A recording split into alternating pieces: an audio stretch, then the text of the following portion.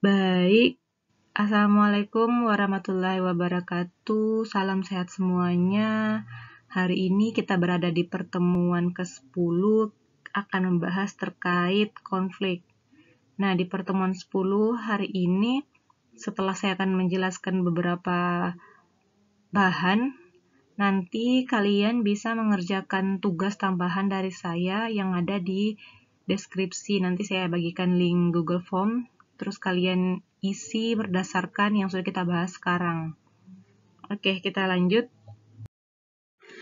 Oke, baik, kita lanjut. Nah, di slide ini dijelaskan bahwa dunia ini tidak ada satu masyarakat pun tidak pernah mengalami konflik, baik antar anggotanya atau dengan kelompok masyarakat lain. Nah, konflik hanya akan hilang bersamaan dengan hilangnya masyarakat itu sendiri. Jadi, di sini dikatakan bahwa manusialah yang menjadi salah satu penyebab utama konflik itu terjadi. Kenapa? Karena manusia memiliki akal, memiliki kekuatan untuk membuat konflik itu terjadi. Nah, kenapa konflik terjadi? Ya karena ada perbedaan-perbedaan yang terjadi di antara kita. Contohnya perbedaan agama, perbedaan suku, perbedaan kebiasaan, dan adat istiadat. Nah, perbedaan-perbedaan tersebutlah yang akhirnya bisa membuat atau menjadi trigger terjadinya suatu masalah. Nah, kemudian ada beberapa juga di beberapa kelompok bahwa akhirnya konflik ini menjadi wajar. Contoh juga di kelompok kecil di keluarga.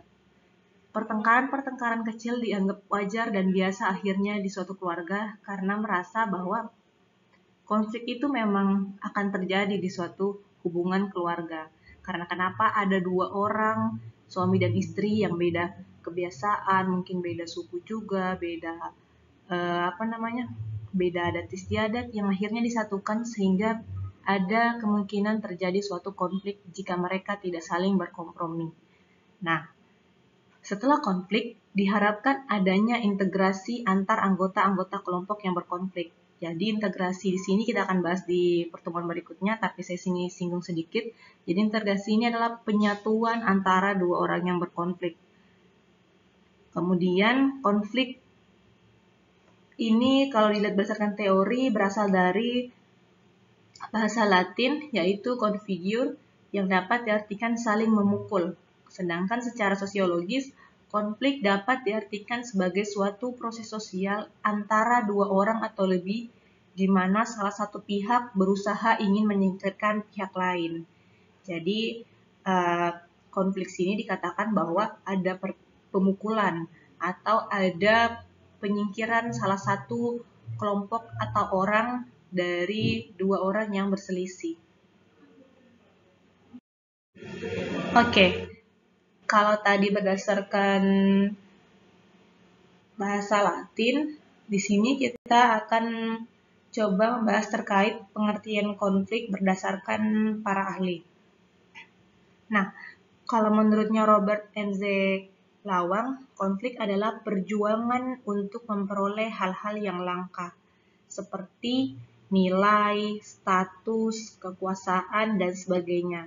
Nah, hal ini dilakukan dengan tujuan tidak hanya memperoleh keuntungan, tetapi juga untuk menundukkan pesaingnya. Jadi, konflik ini, kalau menurutnya Robert, saat ada seseorang atau kelompok memperjuangkan kayak statusnya dia ingin menjadi pemimpin, atau dia ingin menjadi ketua, dia ingin jadi berkuasa di suatu daerah atau wilayah, dan kemudian dia menundukkan pesaingnya atau mengalahkan pesaingnya, itu dikatakan konflik menurutnya Robert. Nah, sedangkan kalau menurutnya Stephen, konflik adalah sebuah proses yang dimulai ketika suatu pihak memiliki persepsi bahwa pihak lain telah mempengaruhi secara negatif sesuatu yang menjadi kepedulian atau kepentingan pihak pertama. Jadi kalau menurutnya Robert adalah perjuangan seseorang untuk mendapat suatu status atau kekuasaan, kemudian dengan menundukkan pihak lain. Kalau menurutnya Stephen, konflik ini adalah sebuah proses ketika salah satu pihak memilih mendoktrin pihak lain dengan hal-hal negatif.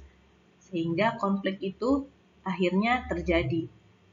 Nah, kalau menurutnya Nurjana, konflik sebagai akibat situasi di mana keinginan atau kehendak yang berbeda atau berlawanan antara satu dengan yang lain, sehingga salah satu atau keduanya saling terganggu. Jadi kalau menurutnya Nurjana, di mana konflik itu terjadi karena mereka ingin, karena mereka kehendaki. Kenapa dikehendaki? Karena adanya perbedaan atau adanya perlawanan dari salah satu pihak, sehingga keduanya saling terganggu dan terjadilah suatu konflik. Baik, kita lanjut. Nah, kalau di sini menurutnya Ciek bahwa konflik itu dibagi menjadi dua macam pandangan. Ada pandangan yang tradisional, kemudian ada pandangan yang kontemporer. Kalau pandangan yang tradisional bahwa konflik dianggap sebagai sesuatu yang buruk dan harus dihindari. Nah, di pandangan tradisional ini juga dikatakan bahwa konflik sering dikaitkan dengan kemarahan, agresivitas, dan pertentangan baik secara fisik maupun kata-kata kasar. Jadi menurutnya pandangan tradisional ini, konflik itu akan muncul saat seseorang ada yang marah, atau dia agresif, atau dia mulai dengan kata-kata kasar, atau memaki. Nah, di pandangan tradisional ini, sangat menghindari adanya konflik karena dinilai sebagai faktor penyebab pecahnya suatu kelompok atau organisasi. Jadi, di pandangan tradisional, konflik sangat-sangat dihindari atau diharapkan tidak terjadi karena dianggap sebagai sesuatu yang buruk. Sedangkan, kalau pandangan kontemporer, konflik ini dianggap sesuatu yang tidak dapat dielakkan dalam konsekuensi logis dari interaksi masyarakat. Nah, konflik bukan dijadikan suatu hal yang destruktif, melainkan harus dijadikan sebagai suatu hal yang konstruktif. Jadi, kalau yang tradisional mereka menghindari konflik terjadi, kalau menurutnya kontemporer, ya konflik itu memang akan terjadi atau harus terjadi. Kenapa? Karena dalam proses interaksinya atau proses berhubungannya suatu masyarakat, akan ada pasti perbedaan. Entah karena pengetahuannya berbeda, ataukah statusnya mereka berbeda, atau bahkan perbedaan-perbedaan ras, budaya, agama, suku, dan sebagainya. Nah, karena perbedaan-perbedaan tersebutlah akhirnya konflik ini memang akan terjadi di suatu masyarakat. Nah, menurutnya kontemporer bahwa konflik ini bukan dijadikan sebagai sesuatu hal yang merusak atau menghancurkan, tapi konflik ini harus dijadikan sebagai sesuatu hal yang membangun. Kenapa? Karena setelah konflik terjadi, dua orang yang berselisih ini akhirnya diharapkan akan terjadi perdamaian. Nah, perdamaiannya ini diharapkan juga akhirnya mereka akan saling solid kalau perdamaian itu tercapai dengan baik. Kenapa? Karena mereka akhirnya sadar bahwa disinilah kita hidup di Indonesia dengan berbagai perbedaan, kita harus saling bertoleransi, dan untuk saling hidup harmonis, kita harus sama-sama bergotong royong, sama-sama bertoleransi agar perbedaan-perbedaan yang ada menjadi hal yang biasa atau kita bisa kompromikan. Jadi menurutnya pandangan kontemporer bahwa konflik itu dia membangun, tidak sebenarnya buruk. Sedangkan kalau menurut pandangan tradisional, konflik itu hal yang buruk. Oke. Setelah tadi kita bahas tentang pandangan konflik yang tradisional dan kontemporer, di mana yang tradisional menganggap bahwa konflik itu dihindari, sedangkan yang kontemporer menganggap bahwa konflik itu tidak harus dihindari atau dia itu hal wajar yang kemudian akan membangun. Nah, kalau di sini kita akan bahas terkait faktor penyebab dari konflik. Nah, konflik ini ada 3 faktor penyebabnya menurutnya Ciek. Yang pertama, konflik yang disebabkan akibat perbedaan individu. Kemudian yang kedua, konflik yang disebabkan akibat perbedaan latar belakang budaya. Kemudian konflik yang disebabkan akibat perbedaan kepentingan. Nah, untuk yang pertama, faktor penyebab pertama di sini ada konflik akibat perbedaan individu. Kita ketahui bersama bahwa Setiap manusia itu diciptakan oleh Allah yang Maha Esa sebagai suatu pribadi yang unik. Kenapa unik? Orang kembar saja dia memiliki hal yang berbeda. Kembar tidak betul-betul kita tidak bisa membedakan karena akan ada hal unik dari salah satu kedua orang yang kembar ini. Nah, setiap manusia memiliki pendirian dan perasaan yang berbeda-beda antara satu orang dengan yang lainnya, sehingga membuat manusia itu dia unik. Nah, contohnya pembagian sembako COVID pada masyarakat. Ini karena kita pembagian sembakonya berdasarkan data-data DTKS atau data terpadu kesejahteraan sosial. Nah, tentu perasaan setiap orang yang menerimanya akan berbeda. Kenapa? Karena di dalam data tersebut akan ada orang yang memang layak menerima bantuan dan ada orang yang tidak layak tapi dia masuk dalam data. Nah, sehingga yang menerima bantuan akan berbeda perasaannya. Kenapa? Karena akan ada masyarakat yang merasa sangat bersyukur mendapatkan bantuan karena dia layak.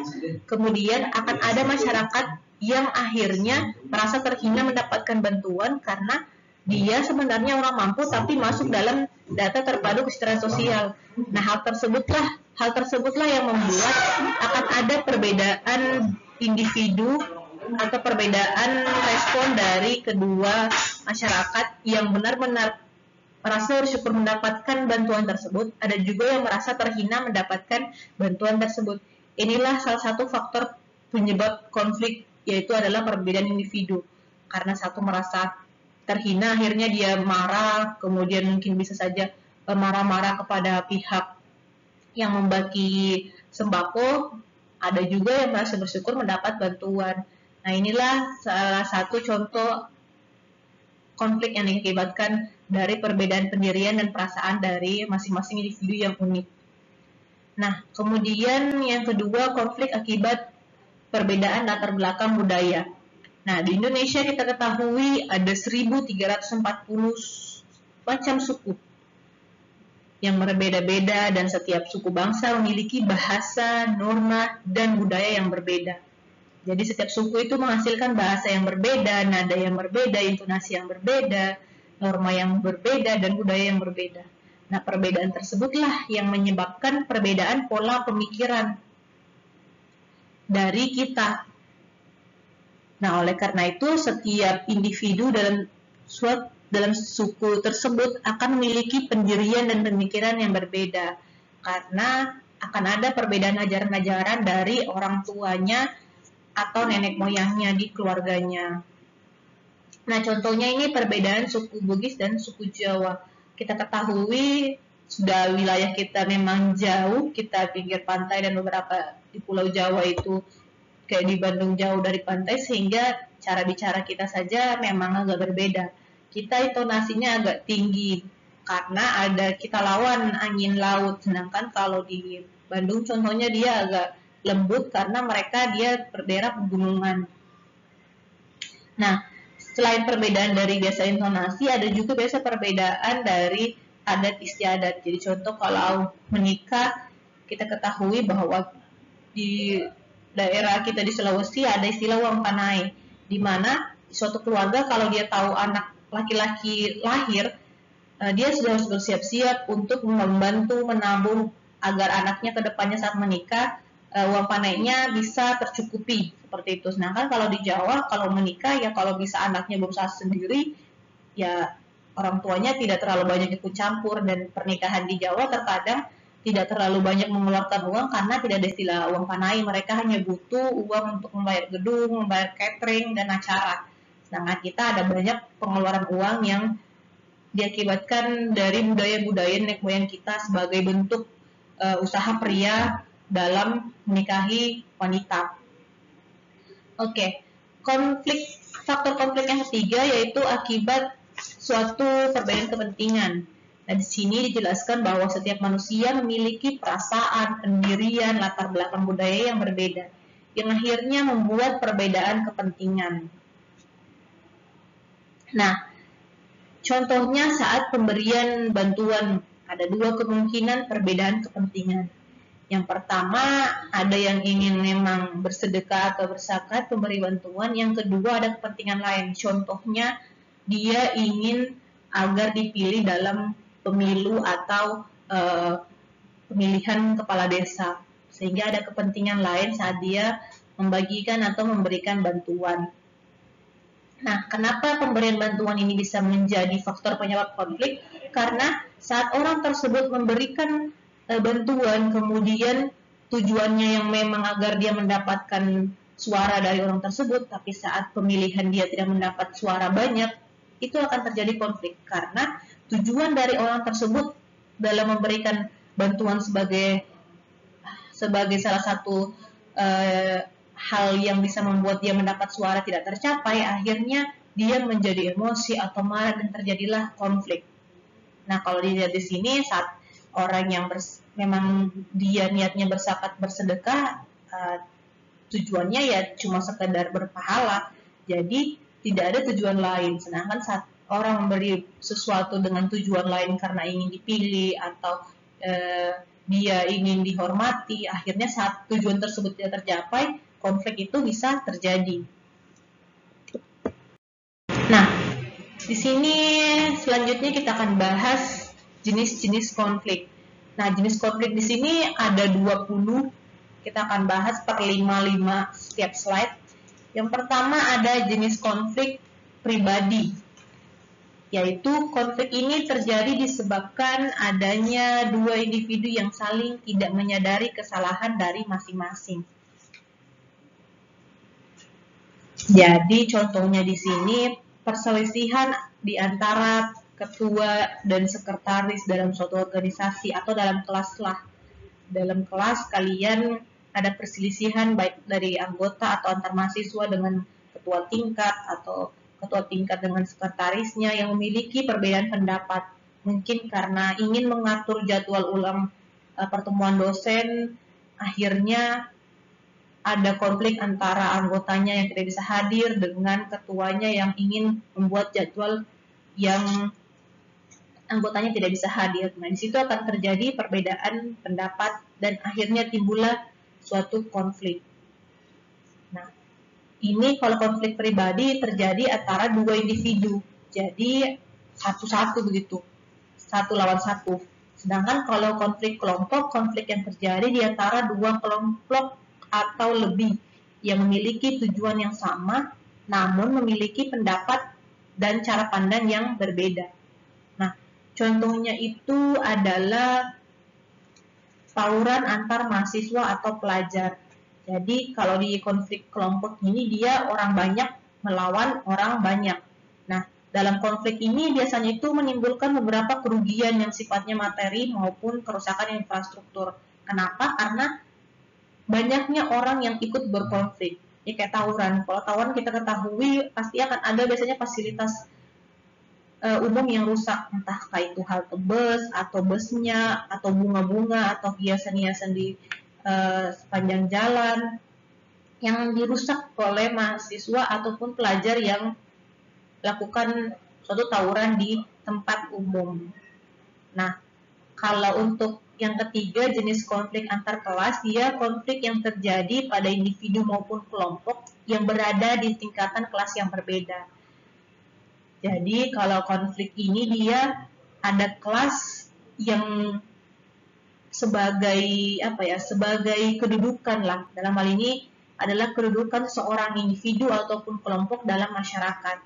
Jadi contohnya ada kelas kaya, ada kelas bawah, ada orang mampu, ada kurang mampu, kayak begitu. Dia ada kelas-kelas. Nah, ini contoh untuk konflik antar kelas, demo para buruh pabrik kepada pemilik pabrik. Nah, untuk konflik antar kelas ini, yang kelas atas itu adalah pemilik pabrik, sedangkan yang kelas bawah itu adalah para buruh pabrik ini. Nah, saat para buruh pabrik berdemo untuk menaikkan upah, akan menjadi konflik saat si pemilik pabrik tidak mengindahkan atau tidak mengiyakan keinginan para buruh pabrik yang merasa bahwa mereka sudah kerja dengan waktu yang berlebih, bahkan jualan mereka mencapai target terus, bahkan harganya sudah naik, sedangkan gaji mereka begitu-begitu terus.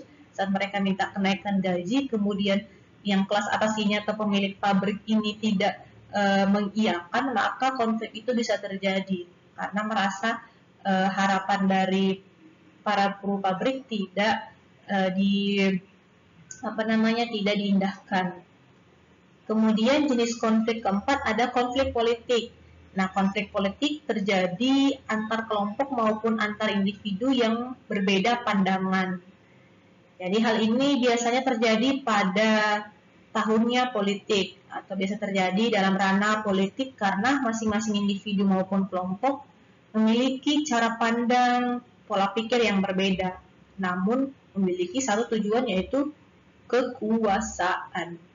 Jadi kalau di konflik politik ini, konflik ini terjadi karena adanya perbedaan dalam atau persaingan dalam mencapai suatu kekuasaan. Nah, contohnya dalam tahun politik banyak berita hoaks yang tersebar untuk menjatuhkan lawan politik. Nah, inilah akhirnya akan menimbulkan konflik karena akan saling menuduh siapa yang membuat atau mengeluarkan berita-berita tidak benar tersebut. Nah, kemudian yang kelima ada konflik ekonomi. Nah, konflik ekonomi biasa kita temui dalam kegiatan perekonomian masyarakat. Nah, konflik ini biasanya terjadi akibat persaingan pada proses kegiatan ekonomi antar individu maupun kelompok. Dan jadi contohnya akibat kalah saing dalam penjualan, akhirnya seorang pengusaha menyebarkan berita tidak enak atau berita tidak baik atau berita hoaks kepada pesaingnya yang bertujuan agar konsumen produk tersebut beralih kepada konsumennya. Jadi dia kayak mengambil langganannya suatu toko A yang sudah laris manis dengan memberitakan berita-berita tidak benar atau berita hoax agar dia pindah ke toko B. Itu adalah salah satu atau jenis konflik yang bisa terjadi dalam persaingan ekonomi atau penjualan. Nah, kemudian jenis konflik keenam ada konflik hukum. Nah, konflik hukum ini konflik yang terjadi akibat ketidakadilan hukum yang dirasakan oleh individu maupun kelompok. Nah, contohnya unjuk rasa dilakukan oleh sekelompok orang yang menuntut bahwa hukum yang diberlakukan oleh para koruptor tidak sesuai dengan hukum yang berlaku. Jadi, saat masyarakat merasa bahwa kenapa hukumannya para koruptor tidak sebanding dengan hal yang dia lakukan, akan terjadi unjuk rasa atau demo oleh masyarakat yang akhirnya mereka minta keadilan atau mereka merasa bahwa pemberian hukum kepada para koruptor ini tidak adil atau masih ringan, sehingga akan membuat masyarakat merasa atau meminta untuk hukumannya sebanding dengan hukuman yang tidak diberikan kepada masyarakat kecil seperti yang telah mencuri dengan hukuman berapa tahun, sedangkan yang korupsi tidak sebanding dengan apa yang dia lakukan. Nah, kalau jenis konflik ras dia, konflik ini sering terjadi biasanya. Nah, contohnya saja kriminalitas seperti pembunuhan yang dilakukan ras kulit hitam di Amerika sebagai protes kekecewaan mereka akibat ras kulit putih yang menganggap mereka adalah golongan terendah. Jadi kalau di Amerika itu orang di sana menganggap bahwa orang-orang yang kulit hitam itu adalah kelompok rendahan atau dianggap sebagai bawahan begitu. Sedangkan kulit putih lah yang harus berkuasa atau yang menjadi pemimpin. Nah, kalau saya ingat dulu pernah ada konflik di Surabaya antara mahasiswa Papua ini dikatakan monyet oleh salah satu mahasiswa Jawa, sehingga terjadilah suatu konflik di dua ras yang berbeda ini, warna kulit yang berbeda ini, karena penjelek-jelekan warna kulit dari Papua tersebut. Nah, kalau kita biasanya ras ini karena warna kulit dari wilayah timur yang akhirnya dijelek-jelekan oleh wilayah barat yang notabene itu kulitnya dia lebih putih. Kemudian konflik yang ke-8 adalah konflik keluarga. Nah, konflik ini terjadi di dalam internal suatu keluarga yang disebabkan karena beberapa faktor seperti entah kecemburuan maupun faktor ekonomi. Nah, contohnya beberapa anggota keluarga memperebutkan harta waris yang merasa bahwa bagian yang didapatkan tidak sesuai dengan yang diharapkan. Jadi sehingga konflik ini terjadi karena ada perebutan yang menurut mereka adalah haknya sedangkan tidak mereka dapatkan. Bisa juga konflik sampai terjadi KDRT karena kecemburuan, sampai ada pembunuhan atau bahkan karena faktor ekonomi. Kemudian jenis konflik ke-9 ada konflik internasional. Yang ini diakibatkan adanya dua negara yang saling berselisih karena masalah ekonomika, politika, maupun masalah batas teritorial suatu negara. Nah, ini kalau contohnya ini konflik internasional adalah perebutan wilayah Palestina atas Israel yang sampai saat ini belum reda juga. Nah, ini konflik internasional ini betul-betul diketahui sampai ke sedunia. Kita siapa yang tidak tahu perebutan wilayah Palestina dan Israel. Di Indonesia itu sangat terkenal, kemudian di negara lain juga ini konfliknya sampai ada yang membantu negara-negara lain. Indonesia juga pernah ikut terlibat membantu pada konflik internasional ini. Nah, kemudian yang ke-10 ada konflik antar suku. Ini juga sering terjadi di kita di Indonesia karena ada 1340 suku tadi. Jadi konflik antar suku ini terjadi akibat perbedaan suku satu dengan suku yang lainnya. Nah, contohnya yang baru-baru terjadi Oktober ini, konflik antar suku di Papua Yahukimo. Jadi konflik itu terjadi karena mantan bupatinya katanya dibunuh, kemudian mereka suku yang satu tidak terima dan akhirnya terjadilah konflik sampai ribuan orang harus mengungsi, ada yang meninggal bahkan sampai luka-luka. Nah, konflik inilah yang akhirnya yang ditakutkan karena akan ada kerusakan atau kerugian yang sangat besar baik di individu maupun di negara ataupun di Indonesia. Bisa juga yang pernah ingat ada konflik di Ambon tahun 99 itu betul-betul konflik berdarah yang pernah saya ketahui, konflik terbesar dan sangat mengerikan. Itu pernah terjadi, tapi dia ada di konflik yang nomor 11 ini. Nah, kalau konflik yang di Ambon dulu tahun 99 itu ada di jenis konflik agama. Jadi dulu konflik ini sangat terkenal sampai ke sedunia, bahkan kalau kalian pernah nonton video-videonya itu sangat mengerikan sekali. Itu sering dibilang konflik berdarah.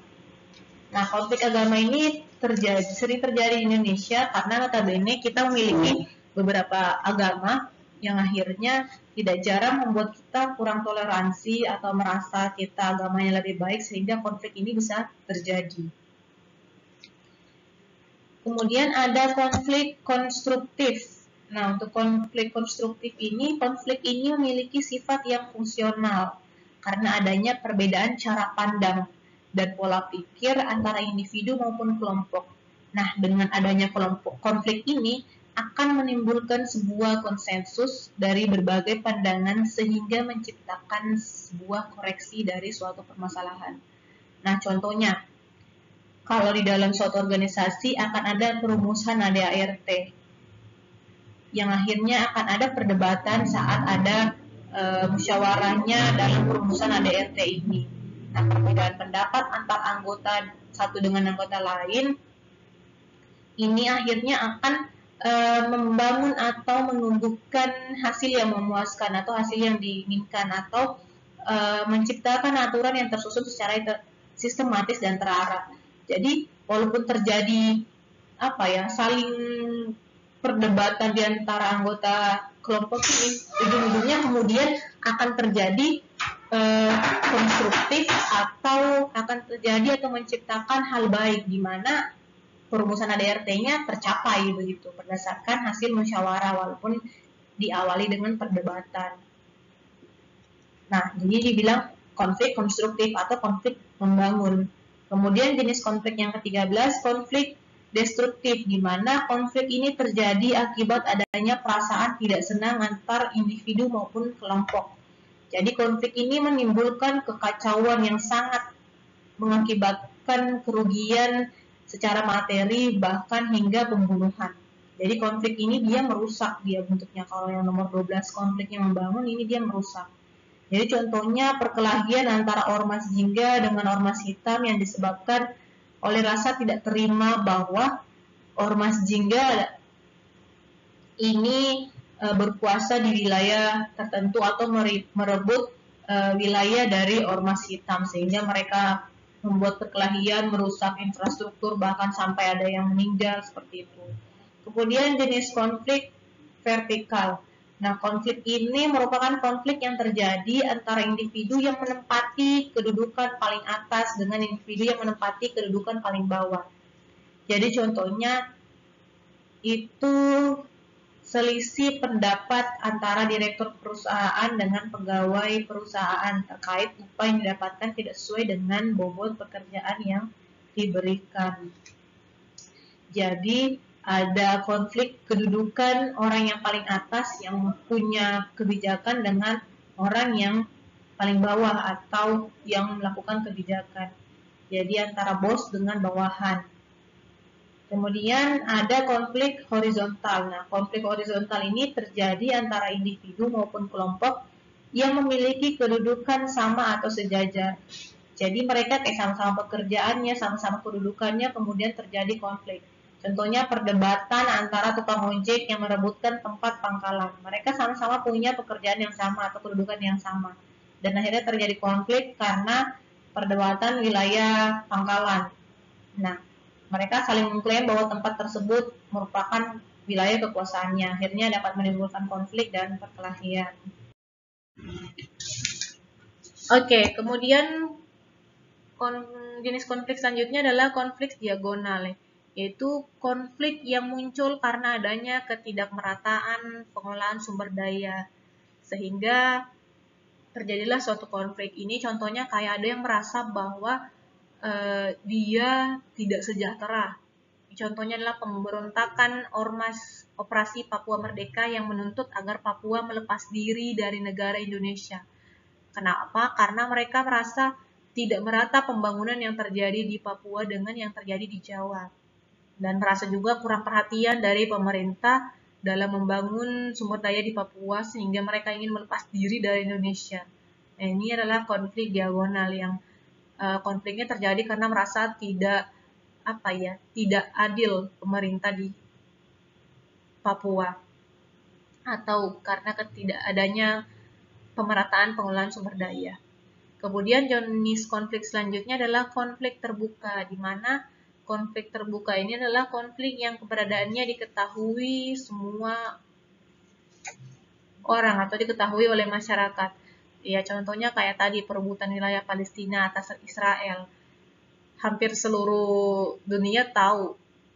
Negara-negara lain juga tahu tentang perebutan wilayah Palestina dan atas Israel tersebut. Jadi dia konflik yang terbuka, yang semua orang tahu, semua orang lihat, bisa nonton di TV atau di berita dan di YouTube. Kemudian jenis konflik tertutup. Kalau konflik tertutup ini konflik yang merupakan konflik yang hanya beberapa pihak saja yang mengetahui. Nah, pihak yang mengetahui tersebut adalah individu atau kelompok yang terlibat dalam konflik tersebut. Jadi, yang terlibat konflik tok saja yang tahu konfliknya itu. Nah, contohnya itu adalah konflik yang terjadi di rumah tangga. Jadi, yang tahu mungkin ya cuma suami istri ini atau dengan mertua. Jadi, tidak banyak yang tahu telah terjadi konflik di rumah tersebut. Nah, kemudian jenis konflik selanjutnya adalah konflik realistis. Jadi, konflik realistis ini adalah konflik yang disebabkan karena adanya rasa kekecewaan individu atau kelompok dalam sebuah lingkungan sosial. Nah, contohnya aksi mogok kerja yang dilakukan pegawai sebuah perusahaan akibat tidak setuju dengan kebijakan perusahaan yang melakukan PHK secara sepihak. Akhirnya konflik realistis ini terjadi. Jadi mereka itu kecewa dengan kebijakan dari atasannya sehingga mereka mogok untuk bekerja. Kemudian ada konflik non realistis. Nah, konflik non realistis ini karena adanya tujuan yang hendak dicapai.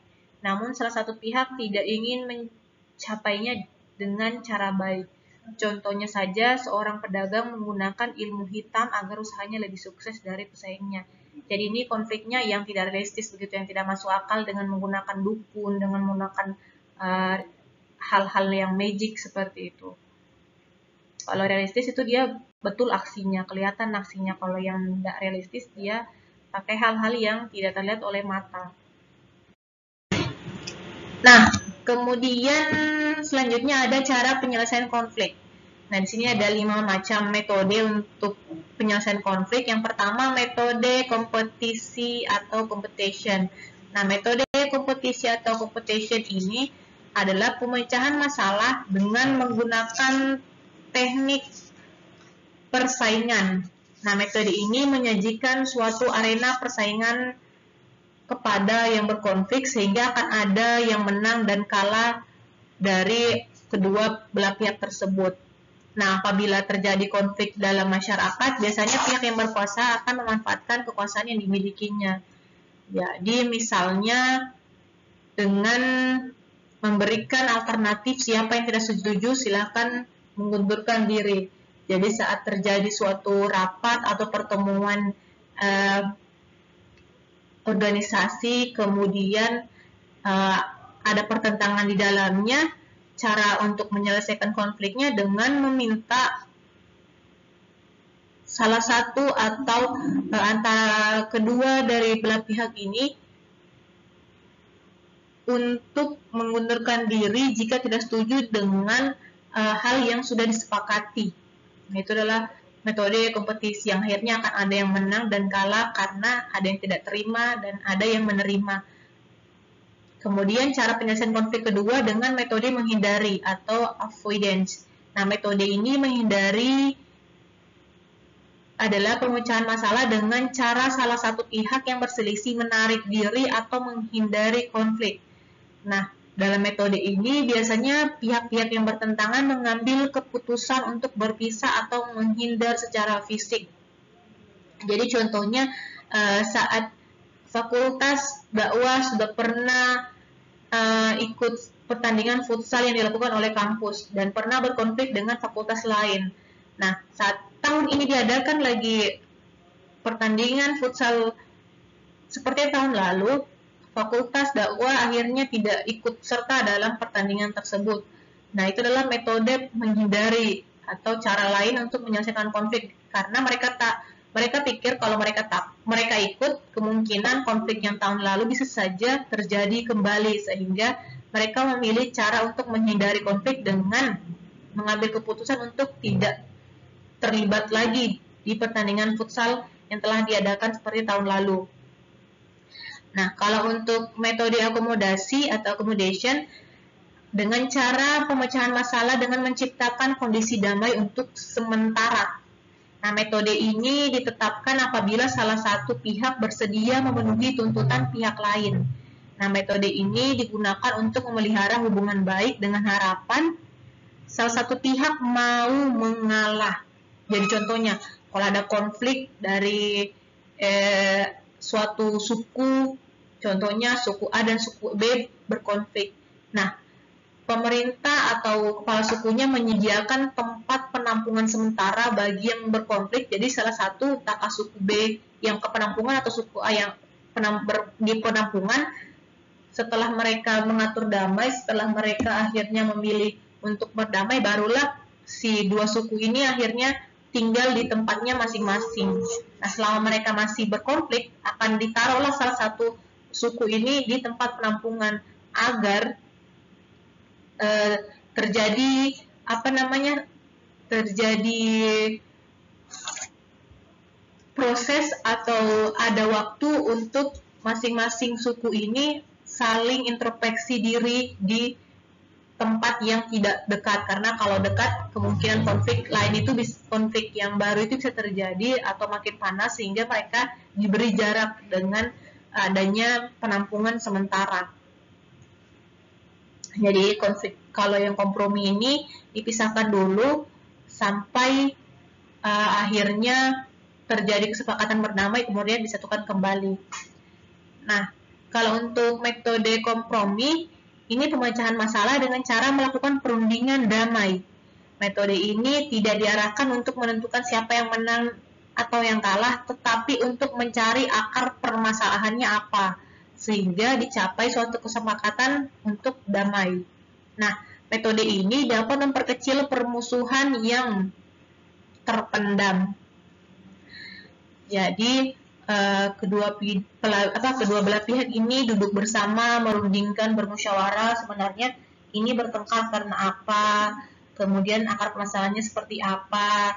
Nah, setelah ditahu akar permasalahannya, kemudian disepakati maunya seperti apa, dan diintegrasikanlah bagaimana cara agar kesepakatan berdamai itu tercapai. Jadi kompromi itu lebih bermusyawarah, duduk bersama untuk mencari tahu akar masalahnya, siapa tahu ada kesalahpahaman sehingga konflik tersebut terjadi. Nah, kemudian metode selanjutnya adalah metode kolaborasi, di mana metode ini pemecahan masalahnya dengan cara memberikan keuntungan yang sama kepada pihak-pihak yang berselisih. Nah, metode ini merubah konflik menjadi kerjasama. Dalam hal ini, pihak-pihak yang bertentangan diajak bekerja sama untuk berkompromi. Contohnya, karena kita ketahui bahwa desa A dan desa B yang terhubung oleh jembatan saling berkonflik karena salah paham. Nah, caranya kita untuk menyelesaikan konfliknya dengan metode kolaborasi, yaitu di mana kita buat kegiatan kerja bakti atau gotong royong untuk membangun jembatan atau menghias jembatan. Nah, di mana kedua desa ini harus berkontribusi dalam kegiatan tersebut. Nah, akhirnya konflik ini bisa semakin reda karena mereka harus saling bekerja sama dalam membangun atau mengerjakan jembatan tersebut. Akhirnya konflik bisa teratasi dengan kerja sama atau merendahkan ego masing-masing dan bersama-sama mencapai tujuannya untuk membangun jembatan. Oke, saya rasa cukup sekian. Jika ada yang ingin ditanyakan, silakan ke grup. Kemudian ada tambahan tugas. Linknya ada di deskripsi di bawah, bisa dilihat. Ada juga di grup WA, saya kirim. Oke, terima kasih. Assalamualaikum warahmatullahi wabarakatuh.